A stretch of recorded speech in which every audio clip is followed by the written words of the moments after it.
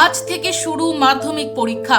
পরীক্ষার্থীদের নিরাপত্তা নিশ্চিত করতে বাড়তি নজরদারি শুরু করল বন দপ্তর।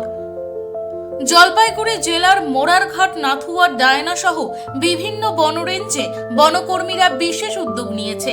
জঙ্গল লাগোয়া প্রত্যন্ত গ্রাম থেকে মাধ্যমিক পরীক্ষার্থীদের নিরাপদে পরীক্ষা কেন্দ্রে পৌঁছে দিতে বন দপ্তরের পক্ষ থেকে গাড়ির ব্যবস্থা করা হয়েছে।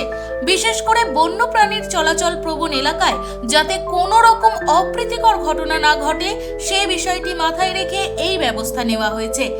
একই সঙ্গে জঙ্গল সংলগ্ন গ্রামগুলিতেও চলছে বন দপ্তরের বাড়তি নজরদারি ও বনযাত্রা টহল। বন দপ্তরের এই উদ্যোগে স্বস্তির নিঃশ্বাস ফেলছেন অভিভাবক ও পরীক্ষার্থীরা। 3টে গাড়ি হায়ার করেছি এবং 3টা গাড়ি আমাদের, একটা খয়েরকাটা এবং 2টো আপার ক্লাব এবং প্রয়াগপুর এরিয়াতে থাকছে। তো এই গাড়িতে করে আমরা স্টুডেন্টদেরকে স্কুলে পৌঁছে দিচ্ছি এবং সেখান থেকে নিয়ে এসে বাড়িতে ফিরিয়ে দেবো।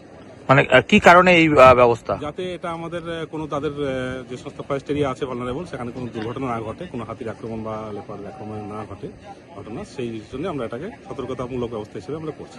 রিসেন্টলি কি কোনো ঘটনা ঘটেছিল এরকম হাতির আক্রমণ বা চিতাবাঘের আতঙ্ক? রিসেন্টলি বলতে লাস্ট কিছুদিনের মধ্যে এরকম কোনো ঘটনা ঘটেনি। আমাদের স্টাফরা সবসময় ডিউটিতে এবং নানা রকমের সতর্ক রয়েছি আমরা, যাতে এই সমস্ত ঘটনা যত কম হয় সেদিকে আমাদের সবসময় নজর রয়েছে। তো এই যে বনকর্মীর সংখ্যা কম, তারপরে বাড়তি দায়িত্ব পালন কতটা চ্যালেঞ্জিং আপনাদের কাছে? হ্যাঁ, আমরা তো মোটামুটি আমাদের 24 ঘন্টায় আমরা কাজকর্ম করে এবং সতর্কতামূলক হিসাবে আমাদের 100% আমরা দিয়ে দিচ্ছি সবসময়।